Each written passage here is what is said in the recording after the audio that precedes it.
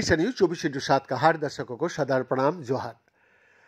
दर्शकों, महाराष्ट्र के मुख्यमंत्री देवेंद्र फडणवीस जी ने लाल किले के पास हुए विस्फोट के लिए पाकिस्तान पर आरोप लगाया।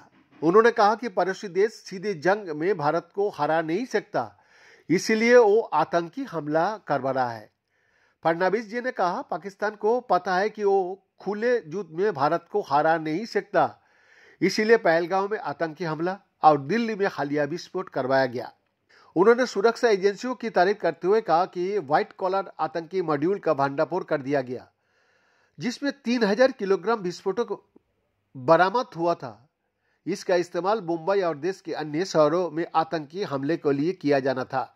मुख्यमंत्री फडणवीस जी ने कहा, मुझे खुशी है कि आज हमारे पास एक बदला हुआ भारत है।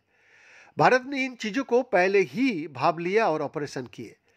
उनकी मंशा देश के हर कोने में बम धमाके कराने की थी। हमेशा देश के कई शहरों से मुंबई भी उनके निशाने पर था।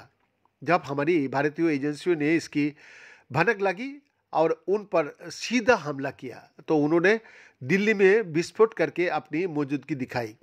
उन्होंने ये भी कहा कि इस विस्फोट में कम से कम 10 से 15 लोगों का जान चला गया।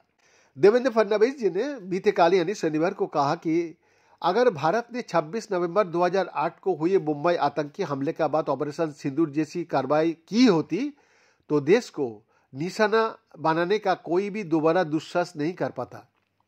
मुंबई हमले की 17वीं बरसी पर गेटवे ऑफ इंडिया पर आयोजित कार्यक्रम में फडणवीस जी बोल रहे थे।